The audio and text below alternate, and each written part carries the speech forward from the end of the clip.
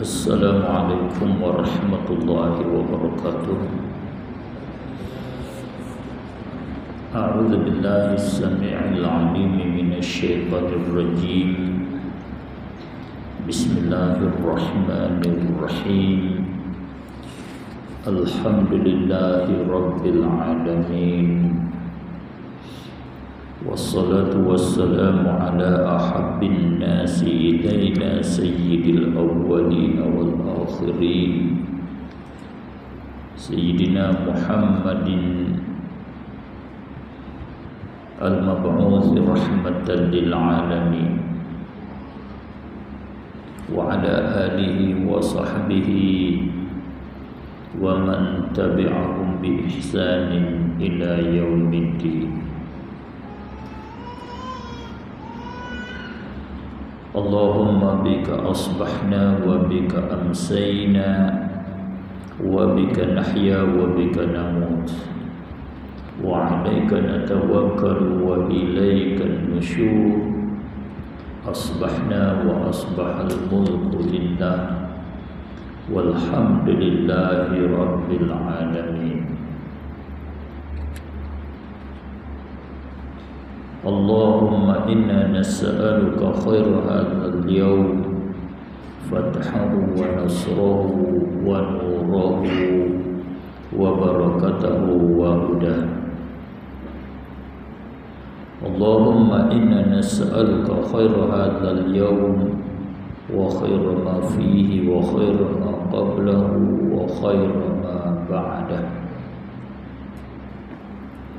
Wa na'udzu bika min syarri hadzal yawm wa syarri ma fihi wa syarri ma qablahu wa syarri ma ba'dahu. Rabbana atina min ladunka rahmatan wa hayyi lana min amrina rasyada. Rabbana atina fid dunya hasanatan wa fil akhirati hasanatan wa qina adzaban nar. Walhamdulillahi rabbil alamin.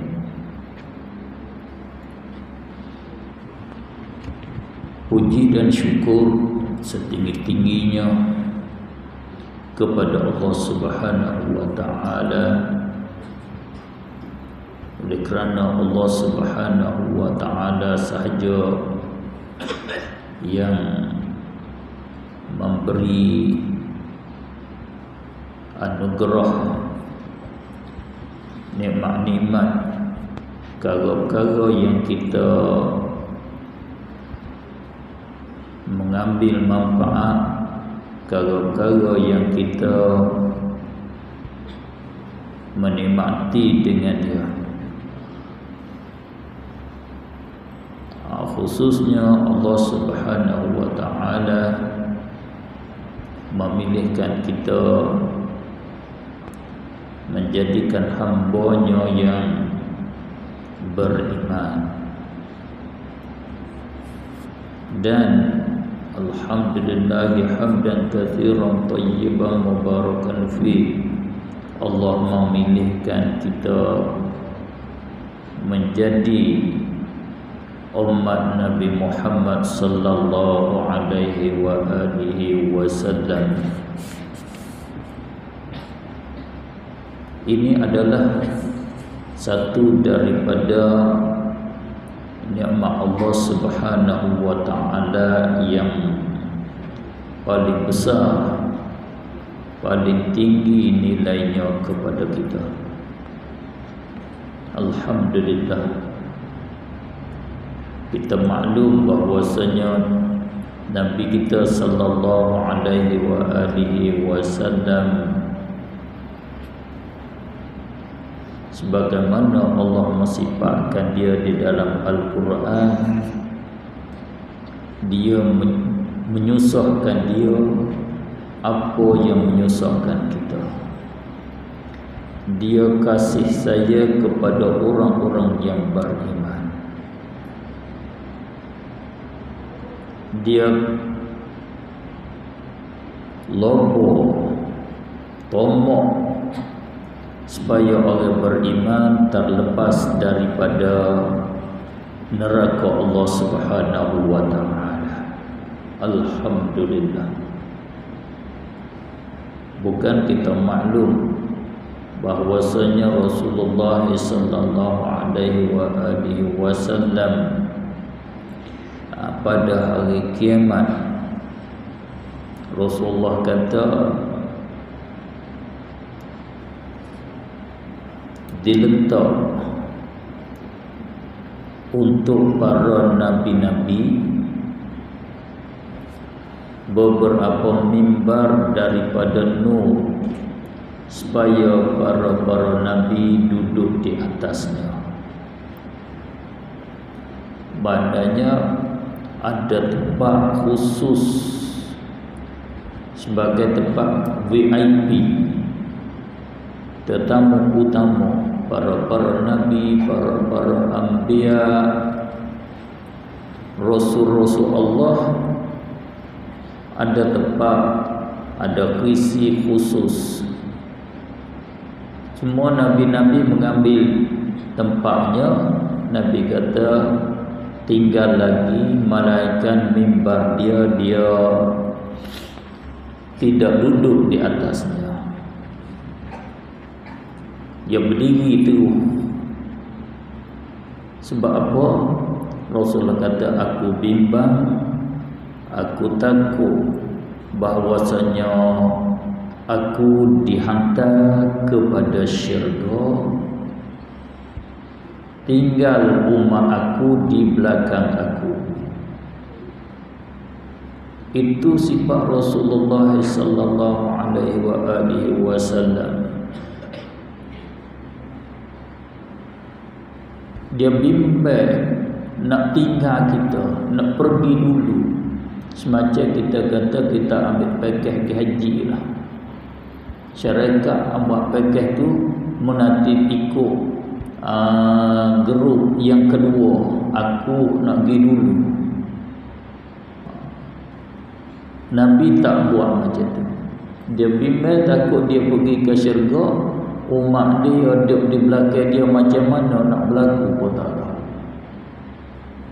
Ini kelebihan kita jadi umat Nabi Muhammad sallallahu alaihi wasallam. Sehingga dia kata, ya Rabb, ummati ummati, wahai Tuhanku, umat aku nak ambil berat, aku nak apa maknanya, aku nak aku mementingkan kepada umatku.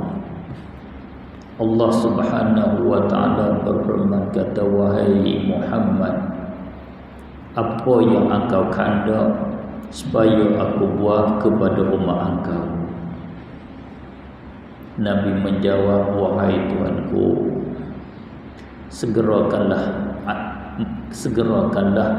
hisab mereka, cepatkanlah kiraan mereka supaya selesai cepat.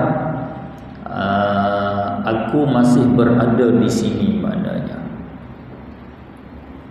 Maka Allah Subhanahu wa taala menyeru, memanggilkan umat Nabi sallallahu alaihi wasallam. Maka dikirakan umat Nabi dihisab amalan masing-masing. Sebahagian daripadanya dimasuk ke dalam syurga dengan rahmat Allah. Sebahagiannya Nabi kata masuk syurga dengan syafaatnya. Faminhum may yadkhulul jannah bi rahmatihi wa minhum may yadkhulul jannah bi syafaati. Itu beruntung kita jadi umat Nabi Muhammad sallallahu alaihi wasallam. Umat Nabi sebahagiannya yang amalan dia cukup untuk cukup rukun, cukup bilangan. Maknanya dia ambil pakej, dia bayar cukup boleh masuk syurga dengan rahmat Allah. Ada yang dia ambil package nak masuk syurga tapi tak cukup rukun syaratnya, pahala tak cukup, ada dosa banyak, maka Nabi kata sebahagian daripadanya yang ini masuk syurga dengan syafaat aku bantu, aku minta pertolongan, minta dengan Allah supaya dimasuk syurga. Itu yang Nabi kita kata di satu hadis yang lain, bagi tiap-tiap Nabi ada doa yang diterima oleh Allah, maka bersegera oleh tiap-tiap Nabi dengan doanya. Yakni Nabi-Nabi yang lain daripada Nabi SAW telah meminta, telah doa, mohon dari Allah supaya Allah menghasilkan sekian. Nabi kata, aku simpankan doa aku yang mustajabah itu, aku tak doa kerana aku nak syafaat umat aku pada hari kiamat. Nabi taruh satu doa, Nabi simpan satu doa yang mustajabah demi kerana nak syafaat umatnya di hari kiamat. Alhamdulillah. Itu yang Nabi kata di dalam satu hadis ini, iaitu dia kata faminhum may yadkhulul jannah bi syafaati.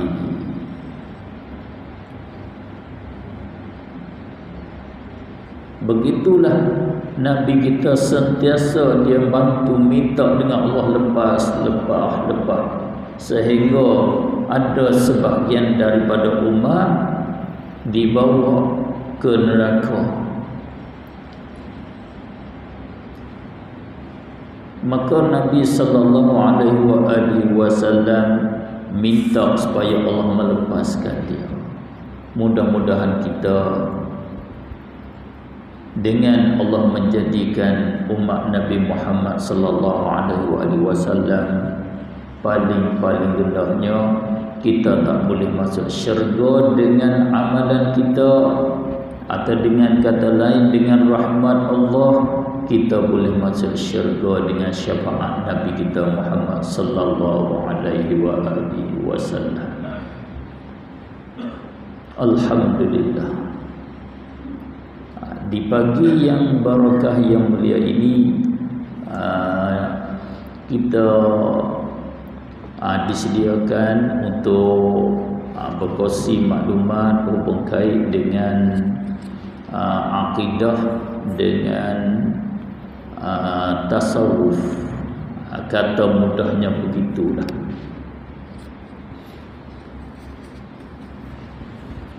Para hadirin hadirat, tuan-puan, abang-abang, adik-adik yang dirahmati oleh Allah Subhanahu wa taala, dengan jalan insaf dan al-haqq, kebenaran, benar-benar agama kita terbina di atas 3 tuku, di atas 3 perkara yang besar. Satu, dia terbina di atas akidah. Yang kedua, syariat, dikatakan fiqh. Yang ketiga, dikatakan tasawuf ataupun ihsan. Kalau rusak satu daripada 3 itu, rusaklah agama. Kurang satu daripada 3 itu, kuranglah agama. 3 itu adalah serangkai, tak boleh mengasingkan satu daripadanya daripada satu yang lain. nak asing akidah daripada syariah, tak boleh. Aku cukup dengan akidah, agama dia tak cukup. Tak cukup sampai pada peringkat kufur pada wal'iyadzabillah, sampai kepada peringkat fasik ataupun bid'ah pada. Tengok-tengok penafian dia, cara dia nafi yang lain, dia ingkar yang lain. Kalau dia ambil syariat sahaja, tidak ambil akidah, maka rusaklah agama dia. Kalau dia ambil dua daripadanya, akidah dan syariat, dia tak ambil tasawuf, rusaklah amalan dia, rusaklah agama dia. Oleh itu ulama kita kata wajib di atas tiap-tiap mukallaf mempelajari 3 ilmu. Tiap-tiap mukallaf kita seorang-seorang daripada orang beriman tak boleh kosong daripada 3 ilmu. Siapa tak faham, siapa tak tahu 3 ilmu ni, orang tu tak sempurnalah agama dia paling kurang. Kalau tidak, orang tu tidak sah iman dia, tidak sah agama dia. Oleh itulah tasawuf adalah satu daripada rukun agama, satu daripada tiang agama. Macam mana tak dikatakan satu tiang agama, sedangkan tasawuf itu isi dianya daripada Al-Quran dan isi dia daripada hadis Nabi sallallahu alaihi wasallam. Tokoh-tokoh ulama yang dikatakan, boleh kata mereka ialah sebahagian daripada alladzina an'amallahu alaihim, sebahagian daripada Allah kata alladzina an'amta alaihim.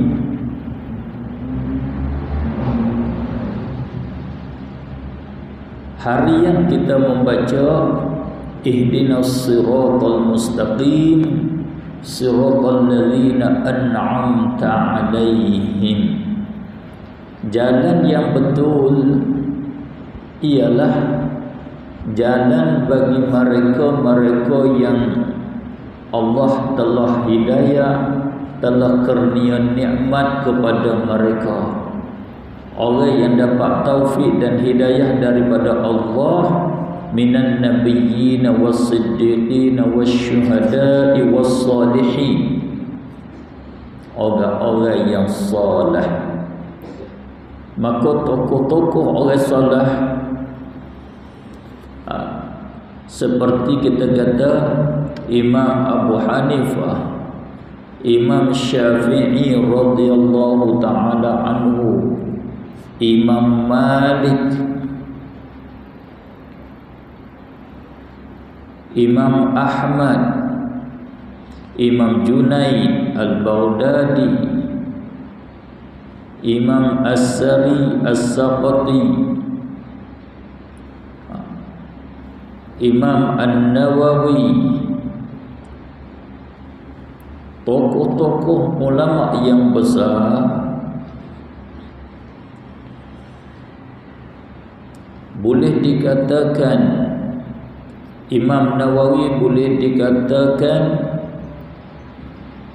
guru bagi ulama Ahlus Sunnah wal Jamaah. Mereka itu daripada ahli tasawuf. Kalau tasawuf ini bukan daripada agama, ataupun tasawuf ini satu perkara yang dalalah, yang sesat, maka di manakah kita nak letak mereka? Kita nak letak mereka adalah orang yang sesat, orang yang kerja bid'ah. Siapa lagi yang membawa petunjuk kepada kita? Siapa yang lain daripada mereka? Katalah doktor-doktor yang di masa sekarang boleh nak menggantikan tempat mereka, nak menduduk di tempat Syekhul Islam Zakaria Al-Ansari, di tempat Syekhul Islam Al-Hafiz Ibn Hajar Asqalani, nak duduk di tempat Imam Nawawi, nak menggantikan untuk orang yang menerangkan sunnah Rasulullah sallallahu alaihi wasallam. Kita ambil dua orang cukup, Ibn Hajar Asqalani, Imam Nawawi. Siapa nak ganti tempat dia kalau dia tu tak ada? Orang belakang ni boleh ganti? Tak boleh ganti sama sekali. Bahkan ke semua orang yang kemudian ini berhajat kepada ilmu kedua-duanya, berhajat kepada tokoh-tokoh ilmu daripada ulama-ulama yang tersebut, maka mereka adalah daripada tasawuf. Cukup kita bahwasanya tasawuf itu usulnya, sipirnya ada di dalam Al-Quran, ada di dalam hadis. Cukuplah. Maknanya dengan kata lain, tasawuf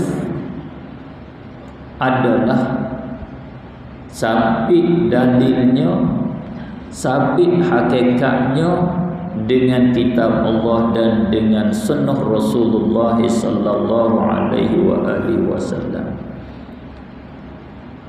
Bukan lambang dan syiar bagi kesesatan. Orang yang mereka yang menjadikan tasawuf lambang kesesatan, dia sendirilah yang sesatnya. Dia sudah sesat jalan. Dia menyeleweng daripada jalan yang sebenar.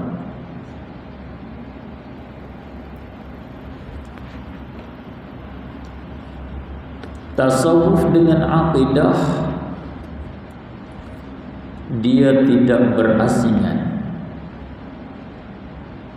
Akidah boleh dikatakan kulit bagi tasawuf.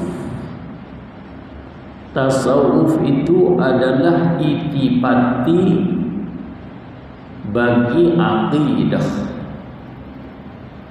Orang yang ada akidah yang sebenar, tetapi dia tidak bertasawuf, maka artinya dia itu dapat kulit saja, tak dapat itipatinya, tak dapat isinya. Itu hakikat yang sebenarnya.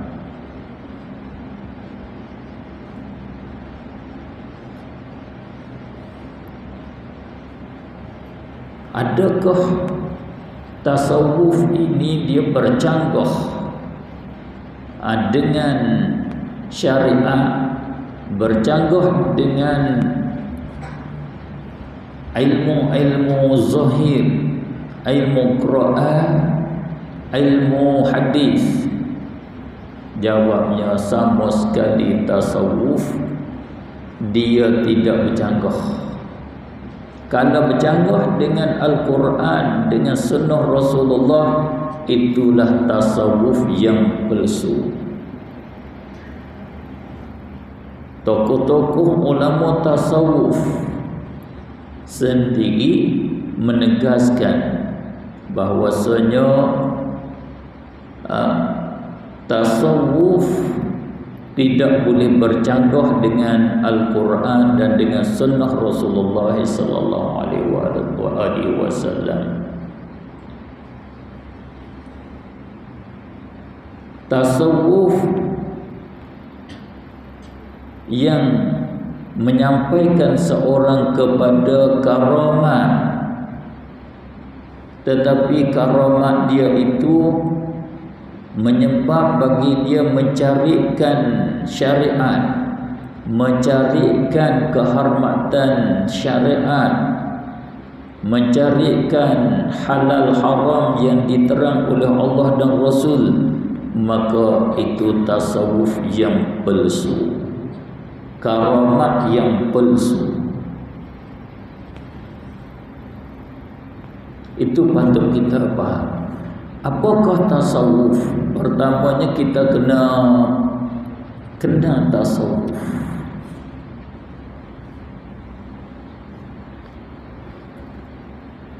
Dengan secara ringkas saya boleh buat kesimpulan, tasawuf dibagi kepada dua. Satu, tasawuf akhlak nama dia. Tasawuf akhlak. Tasawuf yang membentukkan perangai baik bagi mukallaf, ataupun dengan kata lain, perangai-perangai yang baik dan perangai-perangai yang jahat yang mesti dijauhi. Berperangai dengan perangai baik, buang perangai yang jahat, itu satu daripada sebahagian daripada tasawuf. Maka Rasulullah kata, umirtu an innama bu'ithtu li utammima makarimal akhlak. Hadis yang sahih, yang masyhur. Aku diutus supaya aku menyampaikan akhlak-akhlak yang mulia, supaya jadi sempurna akhlak. Maknanya manusia di masa sebelum Rasulullah memiliki akhlak yang tidak sempurna. Ada akhlak yang mulia masih lagi tidak dipraktik. Maka Rasulullah bawa akhlak-akhlak yang mulia kepada ummah ini. Rasulullah sabda yang bermaksudnya, akatharu ma yudkhilun nas al-jannah, yang paling banyak memasukkan manusia ke dalam syurga, at-taqwa wa husnul khuluq. Takwa dan elok perangai. Yang paling banyak buat manusia masuk syurga bukan banyak sembahyang, bukan banyak puasa, bukan banyak zikir, jaga haram halal Allah, dan elok perangai. Perangai elok itulah dinamakan tasawuf. Secara ringkas saya sebut satu cerita, selalu saya sebutlah.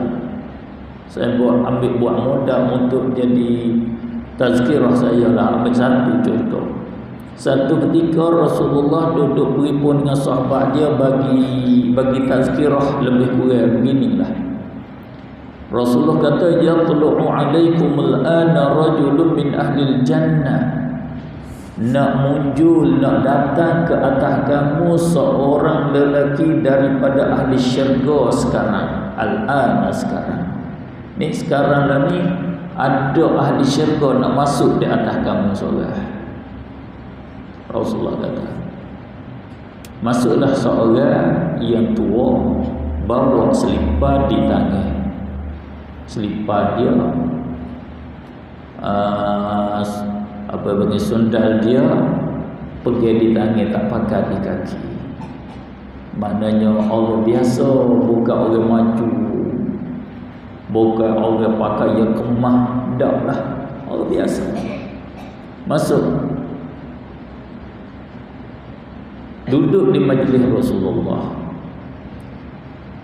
Besok hari pula Rasulullah menghadap majlis, Rasulullah kata begitu juga. Orang yang sama masuk 3 hari. Hari yang ketiga, Abdullah bin Amr bin As, dia buat-buat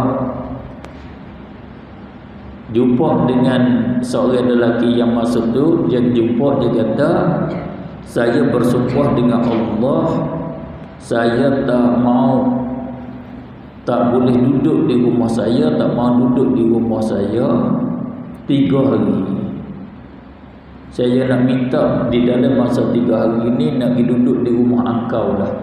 Kalau kita bercakap Melayu juga, nak pergi duduk rumah wajib sebentar lah, sementara lepas sumpah saya.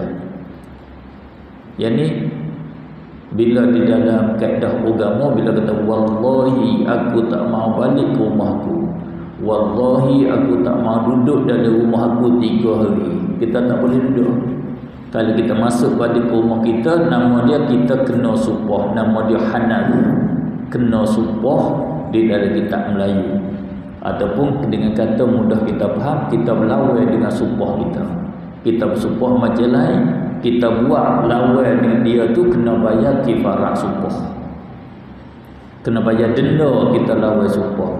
Maka Abdullah dia kata, saya bersumpah tak mau balik ke rumah, tak boleh duduk di rumah kerana ada problem dengan orang rumah. Dia bersumpah nak minta 3 hari ni nak duduk rumah, rumah engkau, rumah pakcik. Abdullah bin Amr bin As duduk 3 hari. Bukan dia bersumpah, dia bertujuan nak kita tengok amalan orang tadi, dia ahli syurga. Bila Abdullah bin Amr bin As pergi duduk di rumah dia 3 hari 3 malam, di waktu malam saya nak Abdullah bin Amr bin As perhatilah, nak tengok amalan dia. Jaga malam macam mana, semaya malam macam mana, berzikir macam mana, dia nak tengok supaya dia nak buat tauladan, nak tiru amalan dia supaya dapat syurga juga. Maka 3 hari Abdullah bin Amr bin As cerita, dia kata aku tengok dia tidur malam, dia tak jaga, tak sedar untuk semaya malam pun. Tak ada ahli syurga. Cumanya dia tengok bila dia bergerak tidur malam, Abdullah berhenti, dia berzikir kepada Allah Subhanahu wa taala. Tidur ke kena tukar keadaan tu, daripada lambung kiri ke lambung kanan. Bila bergerak tu dia berzikir kepada Allah Subhanahu wa taala. Bila cukup 3 hari, Abdullah cerita hakikat yang sebenar bagi dia. Kata dia ni bukan sungguh bersumpah, pokoknya dia buat hendak supaya mari nak tengok pakcik. Kerana 3 hari Rasulullah kata nak masuk ahli syurga, pakcik lah masuknya. Nak tengok amalan pakcik macam mana, saya nak tiru. Jawab sahabat Rasulullah tadi, kata selama mana munduk bersama aku 3 hari, itulah amalan aku. Mau tengok macam mana, gitulah harian akunya, gitulah aku hari. Tak ada banyak semaya, tak ada banyak berzikir, tak ada. Kalau begitu Abdullah kata saya nak balik lah. Bila Abdullah kata nak balik, duduk sebentar, aku nak cerita. Dia kata semacam amalan aku harian seperti kamu tengok, hanya yang bezanya aku tidak tidur, melainkan tidak ada seorang yang beriman, seorang muslim di dalam hati aku yang aku dendam kepadanya.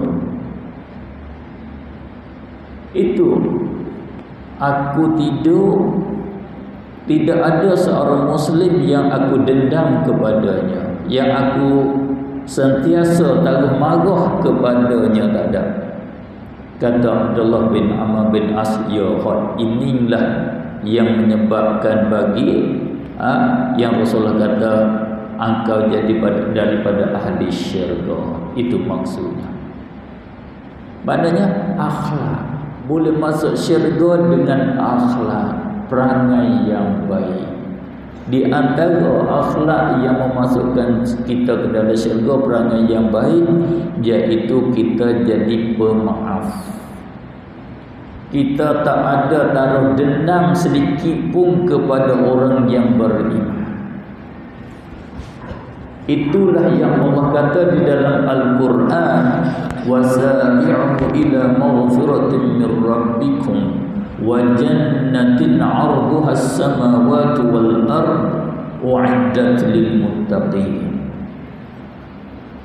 Syurga ni kamu kena pergi cepat. Allah kata cepat-cepat pergi kepada syurga.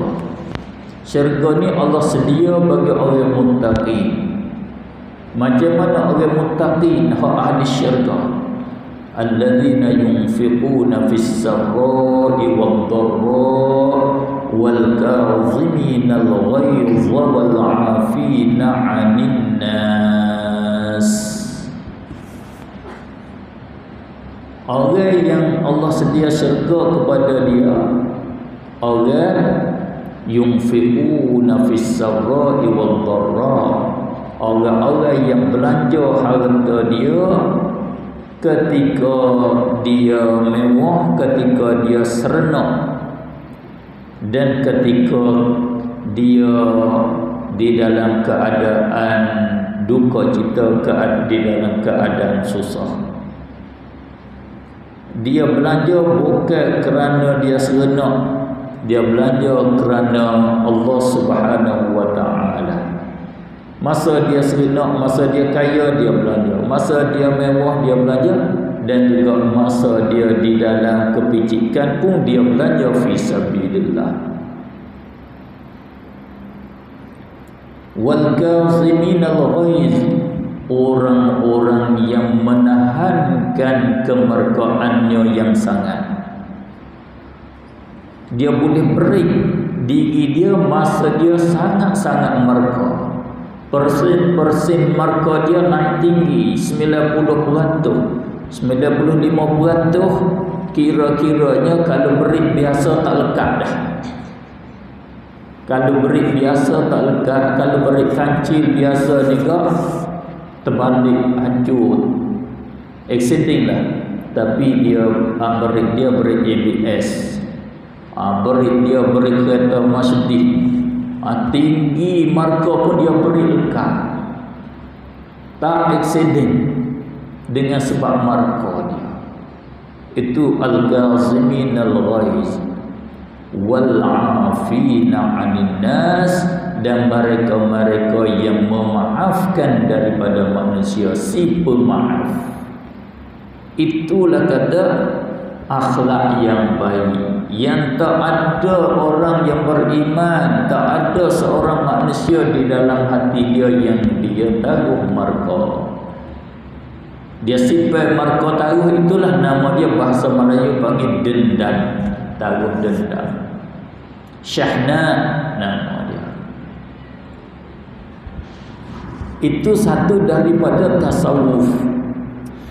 Tasawuf akhlak ini, di antara akhlaknya ikhlas, di antara akhlaknya amanah, dan di antara akhlaknya cakap benar, di antara akhlaknya tawadhu, di antara akhlaknya membantu saudara, buat baik kepada jiran, izar, mengutamakan saudara di atas diri sendiri. Akhlak kesemua yang didatang oleh syariat, oleh agama, yang didatang oleh Al-Quran dan hadis Nabi sallallahu alaihi wasallam, tak kurang daripada 373 akhlak. Itu tasawuf. Yang saya kata begitu tu sebab apa? Sebab Imam Nawawi rahimahullahu ta'ala dia tulis kitab tasawuf berbentuk hadis yang sahih dan hasan, tidak mendatangkan di dalam dia tidak memuat, tidak memasuki di dalam kitab tasawuf dia hadis yang dhaif, hadis yang maudhu'. Kitab tasawuf yang ditulis oleh Imam Nawawi rahimahullah ta'ala, Imam Nawawi beri nama dengan kata Riyadhus Shalihin. Kitab Riyadhus Shalihin bagi Imam Nawawi, dia isi ke semua 370 tajuk lebih, 373 tajuk kalau tak silap saya. Satu tajuk, satu akhlak. Satu tajuk, satu akhlak. Dia mendatangkan ayat Al-Quran sebagai menunjuk di atas akhlak tajuk yang dia bawa datang. Dan dia mendatangkan beberapa hadis Nabi yang sahih, yang hasan, hubung kait dengan akhlak di dalam tajuk itu. Maka artinya tasawuf Imam Nawawi dia bawa datang buat begitu tu kerana di masa dia ada orang inti tasawuf. Nak membuktikan bahawa tasawuf ini bukan perkara bid'ah. Tasawuf ini bukan tambahan di dalam agama, bahkan sampai tunjang asal dia daripada kitab Allah dan hadis-hadis yang sahih, hadis-hadis yang hasan. Itu hakikat tasawuf, iaitu akhlak yang mulia. Lawan bagi akhlak yang mulia dibuang, wajib dibuang. Siapa tak ambil akhlak yang mulia, ambil akhlak yang lawan bagi akhlak yang mulia, orang itu kurang agama. Contoh, kita kata ikhlas. Lawan ikhlas ialah riya. Orang beramal dengan riya, amalan dia tidak dikabul, dan haram dia beramal ibadat dengan syirik, dengan riya itu.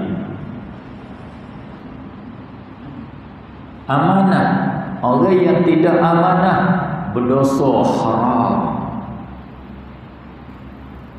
Orang yang tidak tawadhu' dia takabbur, haram.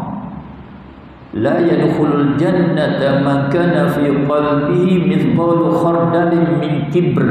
Tak boleh masuk syurga, Rasulullah kata, mereka yang ada di dalam hatinya seberat biji sawi, seberat semut kecil, seberat debu hak paling halus yang terapung di antara udara, daripada sifat takabur. Takabur ni apa? Takabur ni ringkas Rasulullah buat definisinya dua, iaitu ghamatun nas, meremehkan manusia, pandai remeh kepada orang lain, dan batarul haq, sombong daripada terima kebenaran. Nyata perkara benar dia tak terima. Allah mau belajar berapa hari, mari nak bagi tahu ke aku beranak dulu padamu, aku makan garam dulu daripada kamu misalnya. Sombong, maknanya pandang rendah kepada orang yang lain, itu satu daripada takabur. Merasakan dia, rasa dia lebih, dia tinggi. Orang lain jahil, aku yang alim. Itu nama dia takabur. Tak ada orang alim di atas muka bumi malaikat aku. Imam Nawawi pun tak betul, imam itu pun tak betul, imam itu jahil, Imam Ghazali jahil. Dia saja yang betul, dia saja yang alimnya. Itu sifat kesesatan namanya. Maknanya akhlak-akhlak yang baik itu arti tasawuf yang pertama.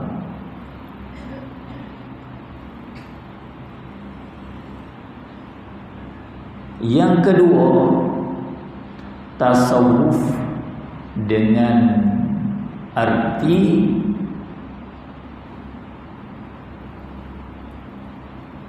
tasawuf zauqi, tasawuf rasa dalaman kita dengan akidah yang sebenar, ataupun akidah kita yang benar ini terbalik menjadikan ataupun terjadi zauq, terjadi perasaan kita. Boleh faham tak? Saya buat ayat begitu. Boleh faham tak?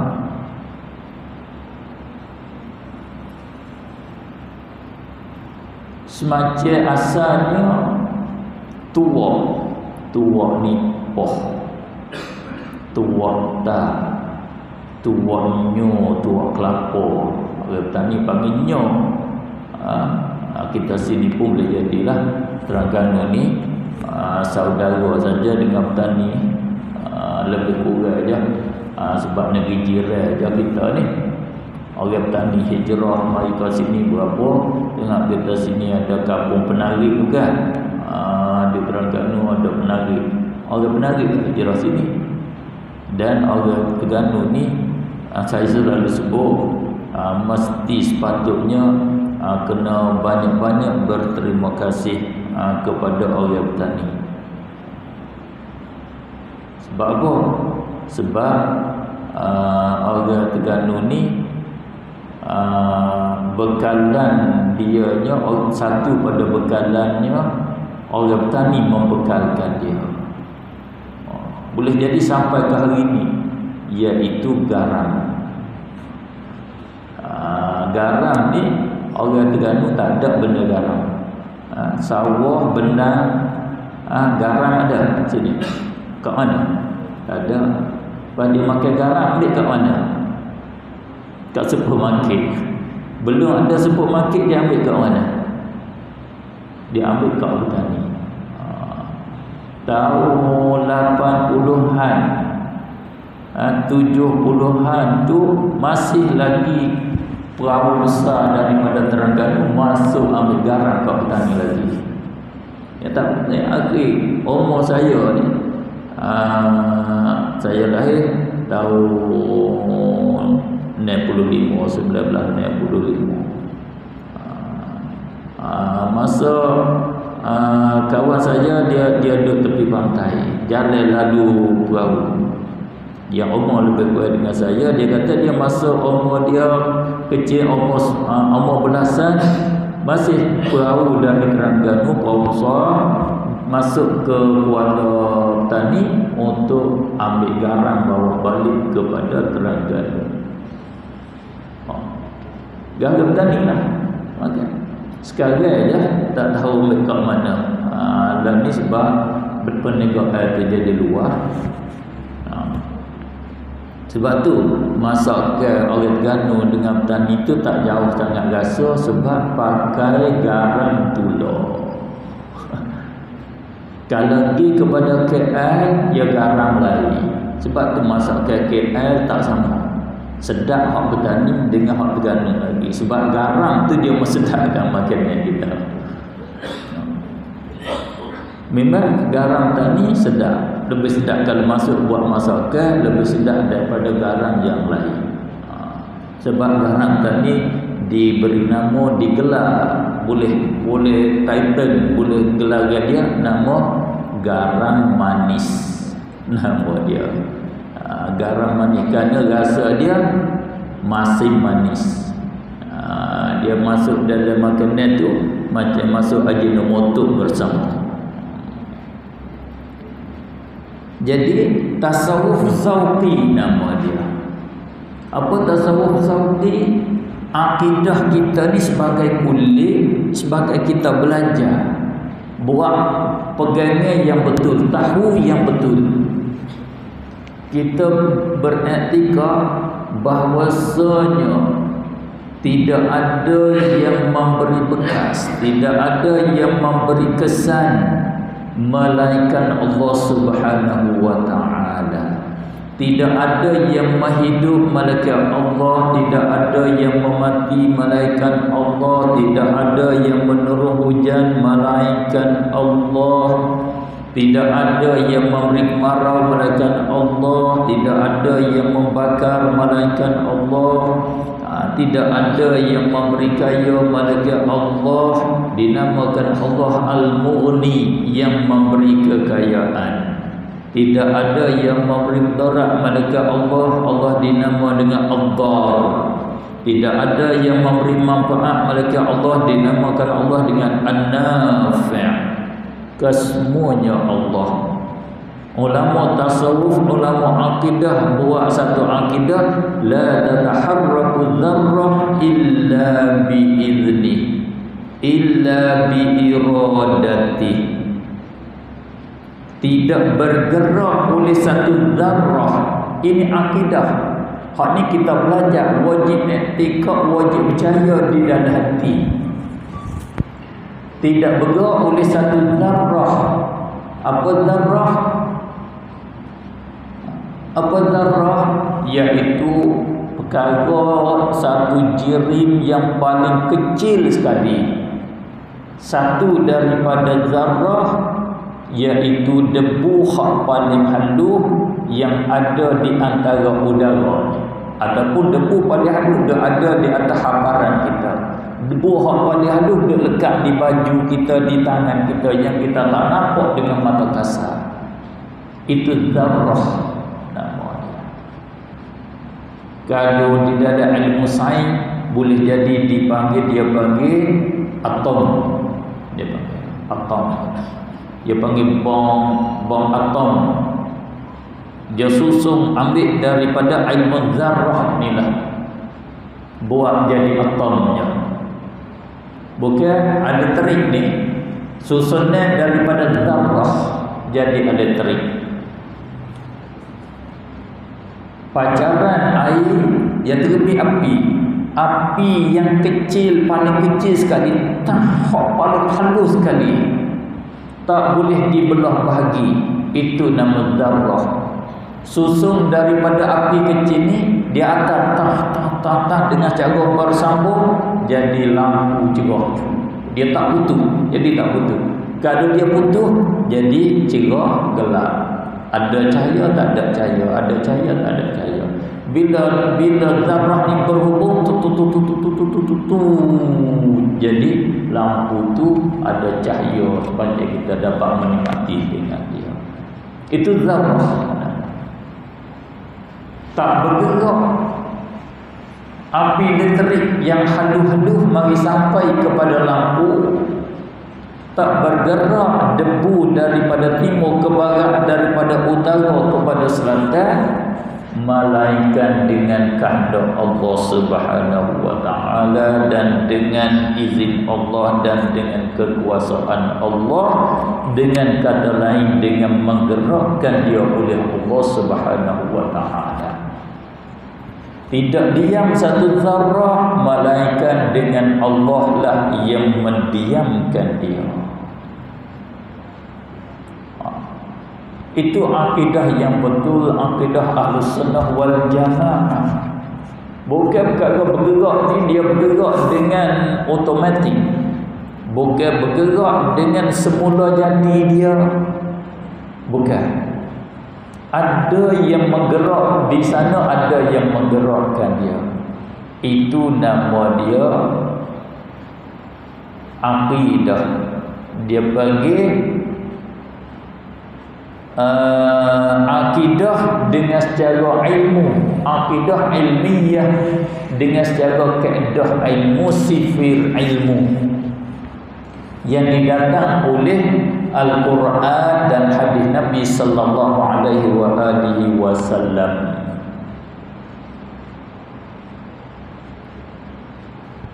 Itu tidak boleh nak sunyi daripadanya oleh seorang mukallaf pun, tak ada. Siapa sunyi ataupun siapa ingkar perkara tu, orang itu tidak kenal Allah Subhanahu wa taala. Masih dia kufur. Siapa tak kenal, tak tahu kata seorang mati itu dengan mematikan dia oleh Allah. Dia tak tahu orang mati itu siapa memati dia. Tahu sebab aksiden dia matinya, sebab kena tembak, kena bom. Kalau di Tani hari ni dia mati sebab kena tembak. Siapa mati dia?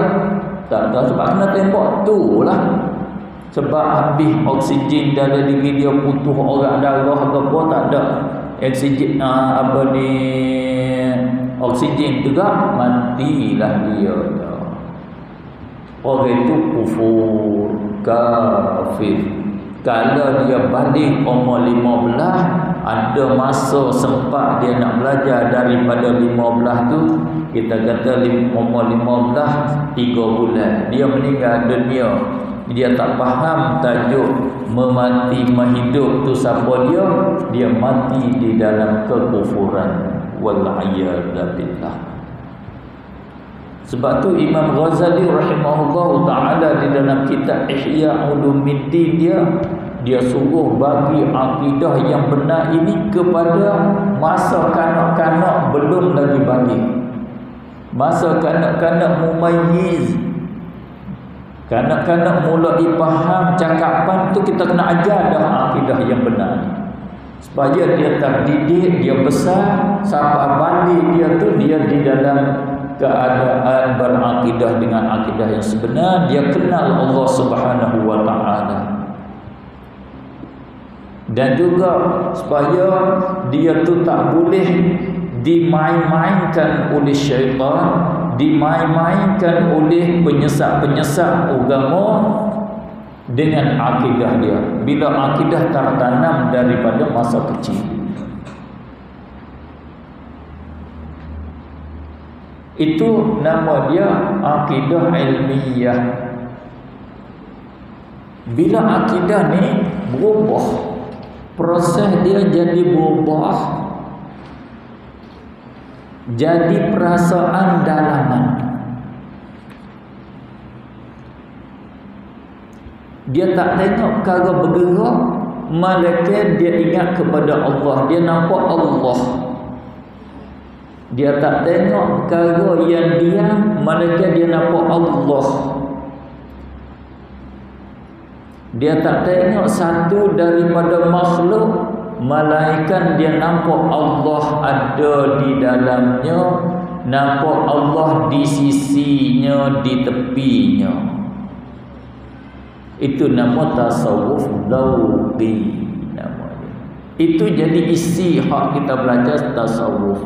Itu nama orang yang sampai kepada Allah Subhanahu wa taala sebenar-benarnya. Orang kenal Allah sebenar-benar kenal. Dengan secara kaedah ilmu pun dia kenal, dia boleh mengajar, dan dalaman dia pun jadi hak luaran dia tu. Hak luaran tu jadi dalaman dia. Bila tengok orang mati, dia nampak Allah. Allah mematikan dia. Dia tengok orang kaya, dia kata Allah mengkayakan dia. Dia tengok orang sakit, Allah memberi sakitkan dia.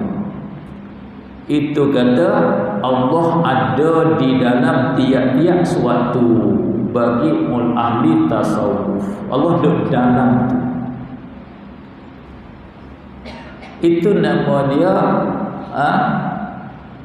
akidah yang tinggi, yang sampai oleh ahli-ahlillah yang dipanggil waliullah. Orang inilah yang Allah kata ala inna awliya Allahi la khawfun alaihim wa lahum yahzanun. Orang ni masuk syurga dengan tidak dengan rahmat Allah, tak kena syafaat Nabi, terus dah dia. Dan para anbiya, para rasul, itulah kelas merekanya.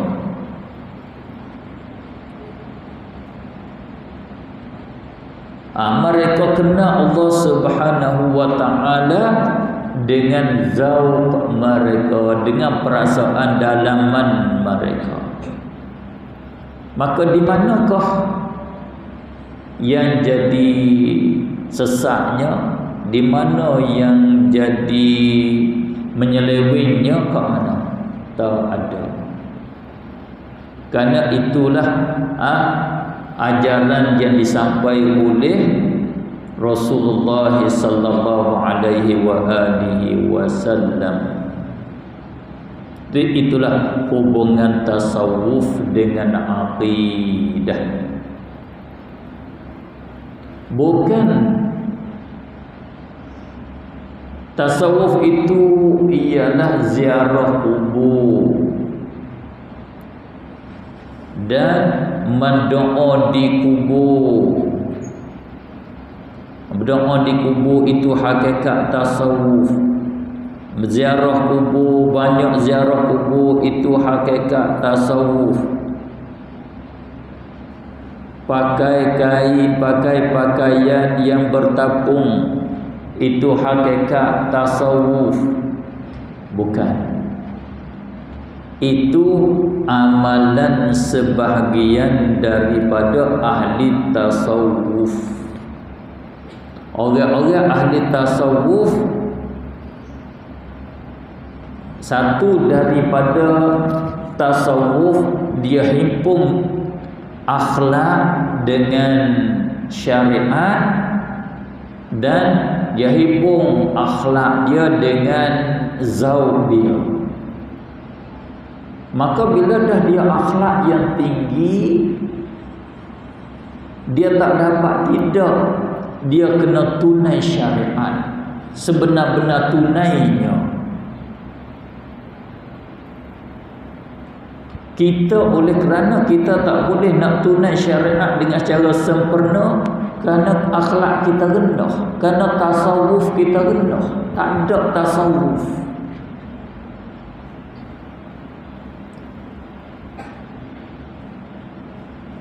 Bila dah akhlak tinggi, kita orang hidup dengan orang mati, kita putuskah hubungan? Adakah kita nak hubung dengan orang hidup saja? Sebab apa kita hubung dengan orang hidup? Kerana orang hidup boleh bagi pitih pada aku. Itulah bukan tasawuf, itu ahli dunia. Bila dah akhlak tinggi, kita dengan orang mati ada hubungan.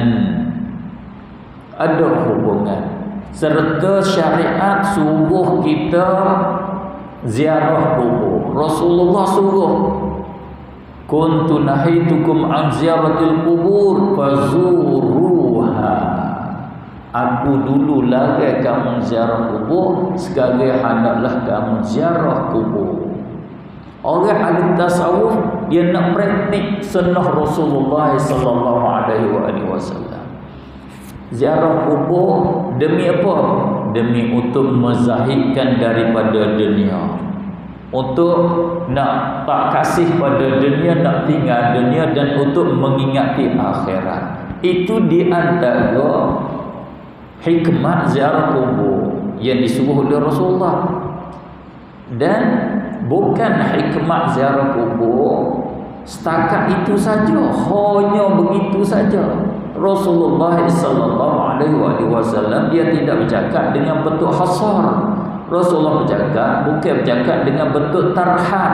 Ziarah kubur hanya untuk mengambil iktibar dengan kematian, untuk benci ataupun tak kasih kepada dunia, tinggal dunia untuk berzuhud. Bukan banyak itu saja.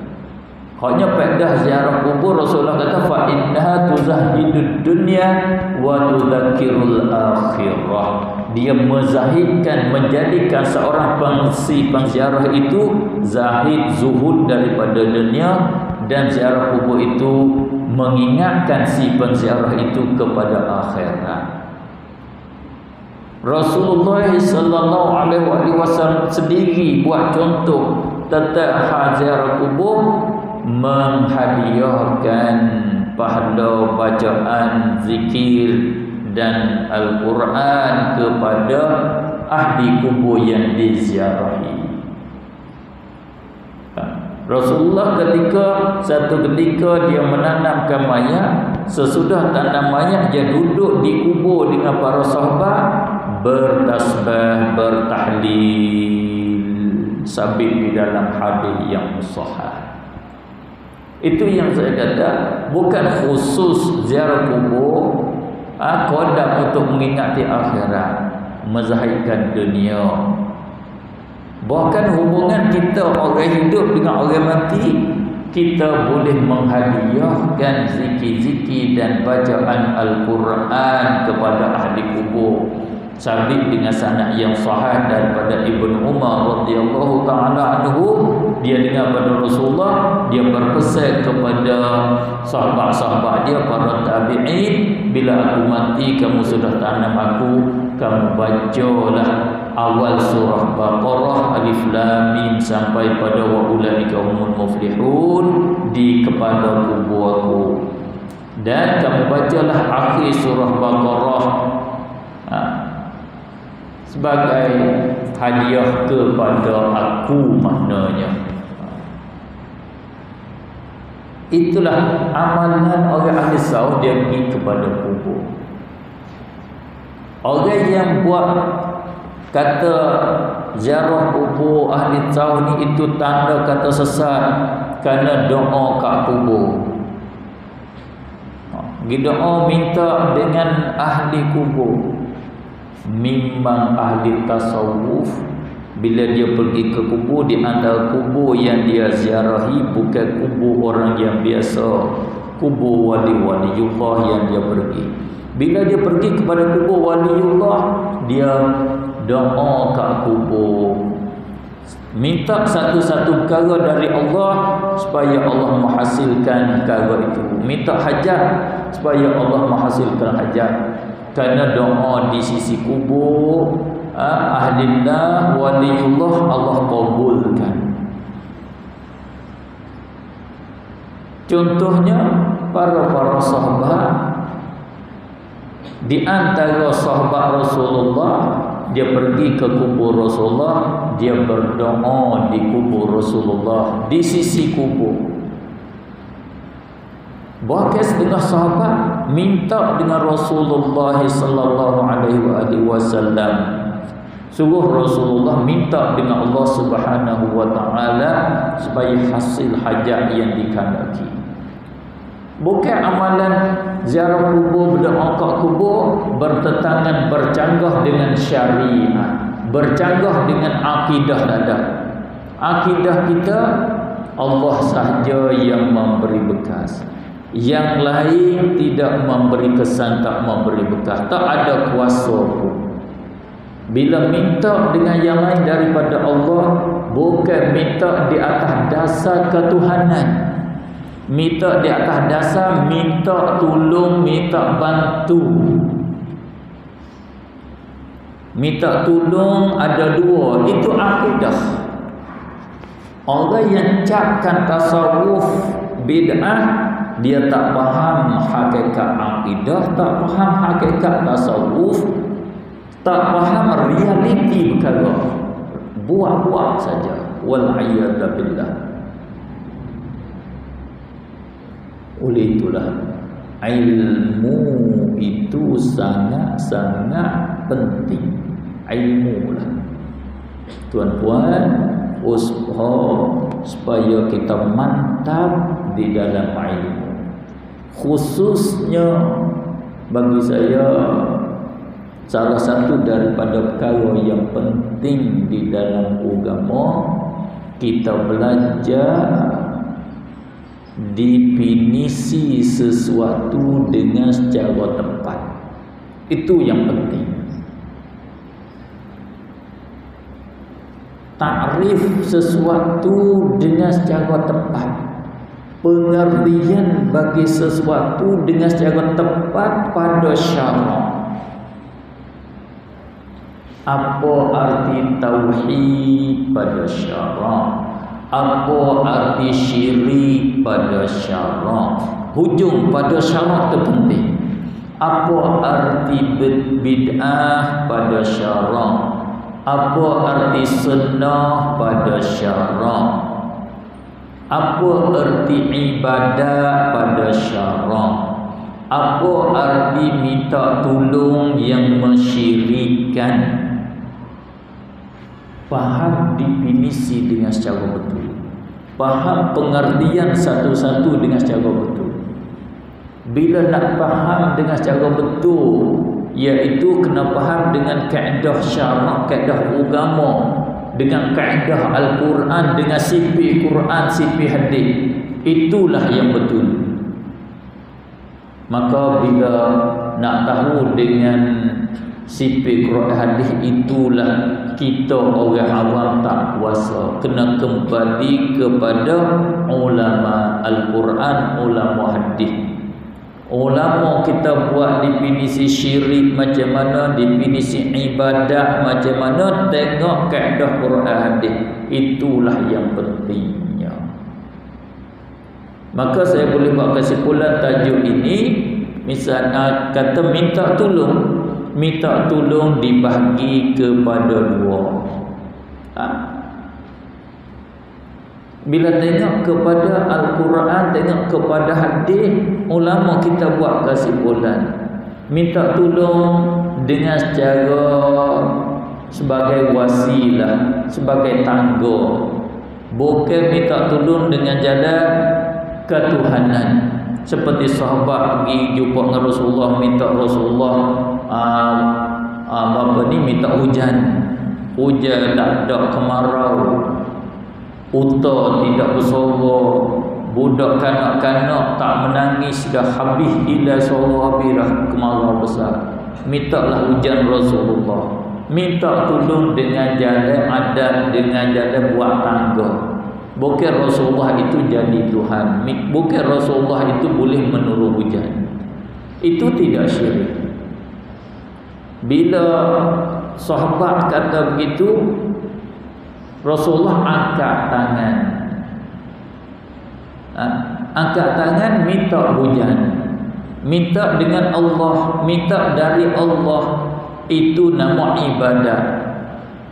Rasulullah minta dengan nama ketuhanan. Minta dengan Allah, dengan nama Allah itu ketuhanan. Allah saja yang boleh menurunkan hujan. Di waktu kemarau besar, hujan turun 1 minggu turun, sehingga putus jalan nak pergi mari tak boleh, banjir besar pula.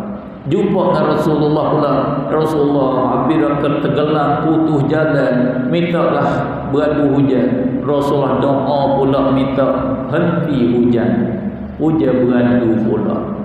Begitulah nama dia, minta tolong, minta satu perkara. Ada daripada yang lain pada Allah, ada kalanya boleh, bukan syirik, ada kalanya syirik. Orang yang ada akidah yang betul ahli sunnah wal jamaah, seperti akidah sahabat, tidak jadi syirik bila minta dengan yang lain daripada Allah, kerana bukan ibadat kepada lain daripada Allah Subhanahu wa ta'ala. Akhirnya saya ingin sebut, tak sempurna iman, tidak sempurna akidah bila tidak ada tasawuf zauqi. Tak sempurna iman kalau tidak ada tasawuf akhlaqi khuluqi, tak ada akhlak perangai baik. Oleh itulah hancur agama di masa kita Ahmadiyah ini, oleh kerana tasawuf diketepikan, akhlak diketepikan. Kena Allah dengan secara zauq boleh dikatakan tak ada. Kita tengok lembu tak nampak Allah. Ada kita kadang kita hari ni ada ikut di majlis ni, tengok lembu nampak Allah. Tak ada pun. Itulah sebab tu dia mari dengki. Sebab apa? Dia tak nampak Allah Subhanahu wa taala. Nampak orang tu menego maju, menego berjaya. Dia tak nampak kata Allah memberi maju, Allah memberi kejayaan. Dia tak nampak. Dia ingat kata orang tu. Sebab tu dia hilang akhlak. Kerana dia tak kenal Allah dengan secara zauqi. Kalau dia kenal Allah dengan secara zauqi, sampai kepada dia kena bangga, boleh dia jawab dengan Alhamdulillah. Bukan?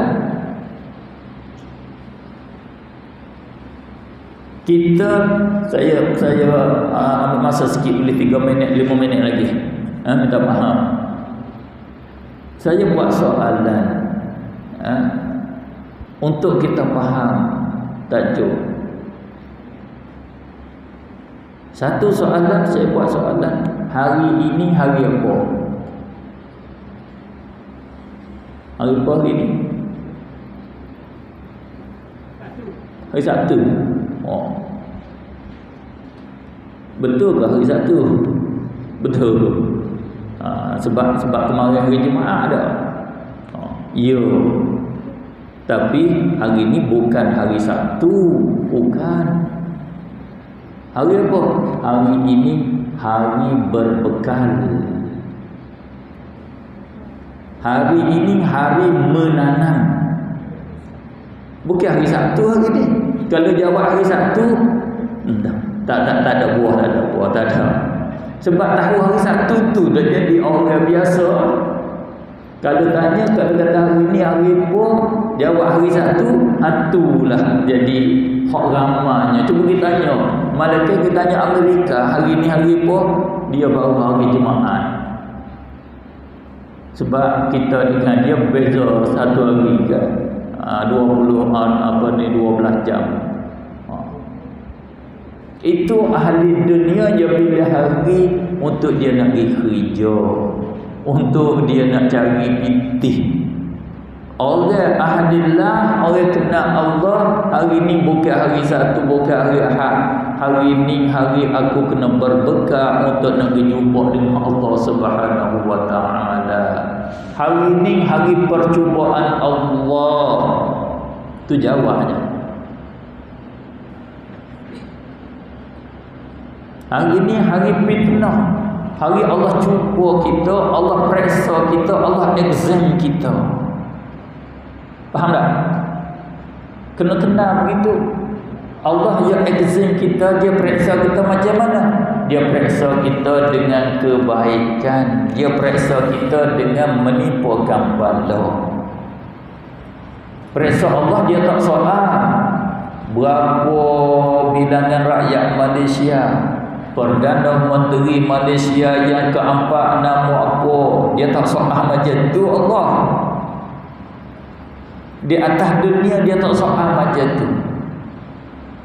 Dia soal dia hanya dua soalan dia. Ada kala soalan dia bagi kemewahan, ke kata lain bagi kesenangan hidup di dunia. Satu, tu soalan dia. Yang kedua, dia ambil balik hak dia bagi. Hak senang kita dia menyusahkan, hak memewah kita tu dia mempicikkan.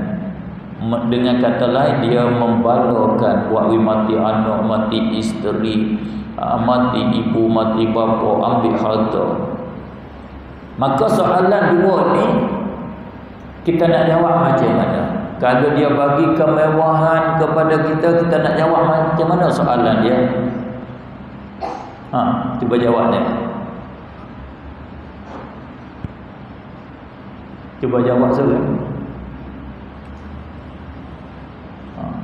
Itu tak pandai jawab tu, itu tak kenal Tuhan. Tak kenal, periksa tak lepas lagi, tak lepas. Tak pandai nak jawab. Bila Tuhan beri kemewahan, nak jawab macam mana? Jawab kemewahan Allah bisyukri, dengan syukur. Tu jawab dia. Jawab dia dengan alhamdulillah lidah. Ambil rezeki yang Allah bagi, kemewahan yang Allah bagi, infak. Alladzina yu'minuna bil ghaib wa yuqimuna as-salah wa mimma razaqnahum yunfiqun. Wa anfiqu mimma razaqnakum min qabli an ya'tiya ahadakumul maut. Ambil kemewahan yang Allah bagi, belanja fi sabilillah. Tu jawab soalan dia. Kalau Allah bagi kemewahan, dengan kemewahan itu kita buat tuntutan nafsu kita, itu jawab soalan tak betul. Rusaklah kita. Dengan kemewahan itu kita tak kenal majlis ilmu.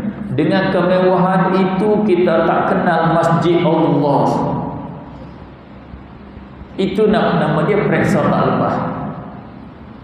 Yang kedua, Allah periksa dengan menipu bala. Bila menipu bala, kita nak jawab macam mana soalan tu? Cuba jawab. Kita santai-santai, mudah-mudahan kita jawab dengan sabar. Tu orang mukmin, orang kenal Allah, kena jawab dengan inna lillahi wa inna ilaihi raji'un. وَلَنَبْلُوَنَّكُمْ بِشَيْءٍ مِّنَ الْخَوْفِ وَالْجُوعِ وَنَقْصٍ مِّنَ الْأَمْوَالِ وَالْأَنفُسِ وَالثَّمَرَاتِ وَبَشِّرِ الصَّابِرِينَ الَّذِينَ إِذَا أَصَابَتْهُم مُّصِيبَةٌ قَالُوا إِنَّا لِلَّهِ وَإِنَّا إِلَيْهِ راجعون. Orang yang kena bala, orang yang kena sabar, dia kena bersabar. Allah suruh Nabi kita kata, khabar gembira yang besar, khabar gembira oleh engkau ya Rasulullah kepada orang yang bersabar bila kena bala. Orang kena bala, dia dapat balasan yang besar, yang tinggi. Serenaklah. Macam mana orang sabar? Alladzina idza asabatuhum musibah, mereka yang bila kena bala menjawab, mereka menjawab dengan kata inna lillahi wa inna ilaihi raji'un. Jawab dengan sabar. Itu jawab biasa. Jawab orang tinggi, dia jawab macam mana? Orang tinggi, orang kenal Allah, dia jawab dengan alhamdulillah. Boleh pitih alhamdulillah, pitih hilang alhamdulillah. Sebab apa? Dapat pitih itu rahmat daripada Allah, hilang pitih pun kebaikan daripada Allah. Kerana Allah dia buat terhadap hamba yang dia kasih, semua tu bina di atas kasih dia, demi maslahat kebaikan kekasih dia. Orang mukmin kekasih Allah. Bila Allah buat apa terhadap orang mukmin, bina di atas Allah kasih. Semua kebaikan kembali pada kita. Kita nampak tak? Faham ke tak? Kata bala ke atas kita itu adalah rahmat Allah, kebaikan Allah kepada kita. Faham tak tu? Nampak tak? Tak nampak. Hak itu kita tak tasawuf. Itulah kita tak kenal Allah sebenar-benar kenal. Kita pukul anak, kita bagi piti, bagi makanan pada anak supaya anak kita mati kan? Dah, memang kerana kita kasih nak bela dia, nak menyembuh dia, nak nasihatkan dia. Bila kita pukul anak kita, kita nak beri dia mati kan? Kita nak hantar hospital dia ke? Nak hantar ke wad dia ke? Pukul budak ni tak masuk wad banyak hari pun nak pukul sikit biar pecah kepala. Bila duduk dalam wad boleh 7 hari seminggu. Gitu. Bukan kita pukul dia demi kebaikan, kembali pada dia untuk dia baik. Nak ajar anak dia supaya jadi orang baik, kerana kita kasih. Kalau kita tak kasih, kita lepas dia pergilah. Begitulah Allah pukul kita dengan ambilnya anak. Allah pukul kita ambilnya bapa. Allah pukul kita dengan ambil isteri. Kita jawab macam mana? Kalau ambil isteri, boleh dua. Jawab inna lillahi wa inna ilaihi raji'un. Yang kedua, jawab alhamdulillah, aku boleh kahwin lain. Sebab masa isteri ada susah nak kahwin. Oh, dia halang kat situ, halang kat sini. Bila dia mati, alhamdulillah, aku boleh kahwin lain dah. Dah, bukan alhamdulillah kerana boleh kahwin lain. Bukan itu. Saya bergurau saja, maaflah nama perempuan mak gua kata dok niat dok mau supaya aku mati. Bukan. Sebab kita tak boleh masuk syurga melainkan dengan banyak pahala. Kita tak boleh masuk syurga melainkan dengan tak ada dosa, walau satu dosa pun. Orang ada dosa, satu dosa pun tak boleh masuk syurga. Faham tak faham? Harga syurga Allah pahala dengan bersih daripada dosa. Maka Allah pembersih dosa, Allah hak nak boleh pahala kita adakah? Kita semaya berapa rakaat semalam? Sehari semalam hak lebih pada hak wajib. Tak ada. Baca Quran berapa kali kontes tahun kita? Tak ada juga. Bulan Ramadan pun tak kontes. Imam Abu Hanifah semaya subuh dengan wuduk Isya 40 tahun. 40 tahun. Itu orang ahli syurga. Imam Ahmad berapa ratus rakaat masa dia muda, dia semaya kalau tak silap saya 400 rakaat semalam. Bila dia tak berapa kuat, umur dia tua, dia ambil separuh, tinggal 200 rakaat. Itu orang nak pergi ke syurga. Salah dia bertaubat, tak ada. Kita ni mana pitih nak buat bahaya pergi syurga, mana kita? Tak ada. Makna tak ada pahala. Bila tak ada pahala ni, kita nak ke tak nak ke syurga? Nak. Setiap lepas semaya tu imam doa, Allahumma inna nas'aluka ridhaka wal jannah. Minta nak ke syurga. Nak syurga, memang nak syurga. Nabi kita yang paling banyak dia doa, minta Allah beri syurga. Maka jalan nak masuk syurga kena ada pahala. Maka nak ada pahala, kita tak ada pahala, Allah nak masuk syurga, itulah dia kena tipu bala ke atas kita. Bila tipu bala, kita jawab dengan sabar, boleh pahala yang banyak. Berseperangkat, bertaraf dengan orang semaya 200, 300 baru boleh masuk syurga. Demi Allah kasih kepada kita.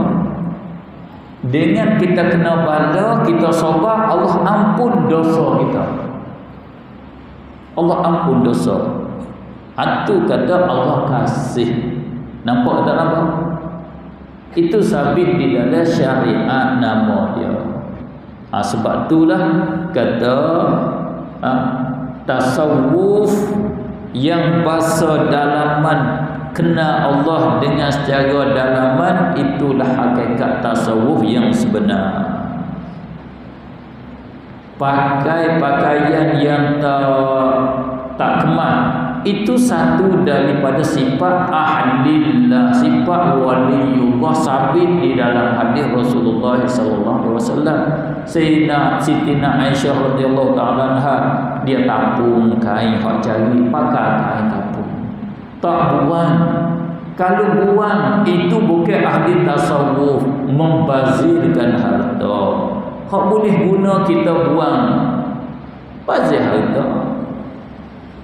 Pakai kain tapung, kain yang bertapung-tapung, itu dia orang zuhud daripada dunia. Zuhud itu ahli tasawuf, yang ialah syariah. Bukan pakai kain tapung itu nak tunjuk karamah, bukan. Pakai hal tu bukan ahli tasawuf macam tu. Begitulah lebih kurang saya boleh sampaikan. Maaf ambil masa yang panjang banyaklah, dan akhirnya apa yang saya boleh sampaikan sikit sebanyak yang betul itu adalah daripada Allah Subhanahu wa taala. Yang kekurangan, yang salah dan juga yang saya sentuh tak memuaskan tuan-tuan ataupun yang jadi sentuh perasaan, itu daripada saya mohon maaf dan kesalahan dekat Allah. Harap bahawa Allah Subhanahu wa taala mengampuni segala kesilapan kita dengan Allah Subhanahu wa taala. Mudah-mudahan kita masuk di dalam golongan orang yang beruntung dan bertuah di sisi Allah Subhanahu wa taala. Aqulu qawli hadza wa astaghfirullahal azim li wa lakum wa li sairil muslimin wal muslimat wal mu'minin wal mu'minat fastaghfiruhu innahu wal ghafurur rahim. Wassalamu alaikum warahmatullahi wabarakatuh.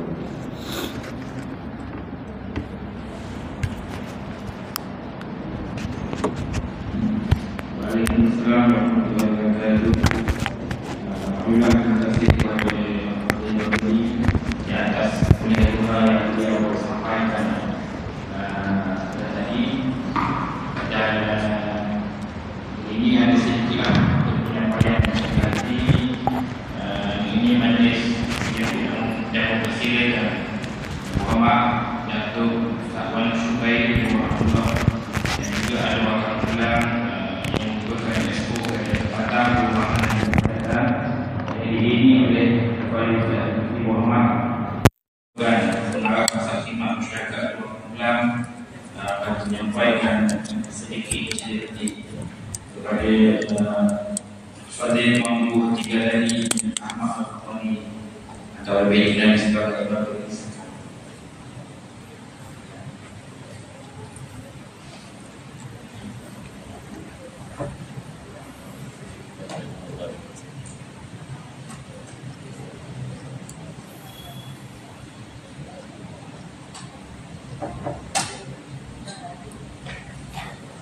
Dan dengan penyampaian cerita pada tadi, maka berakhirlah program kuliah Tuhan pada kita pada hari ini. InsyaAllah untuk di masa akan datang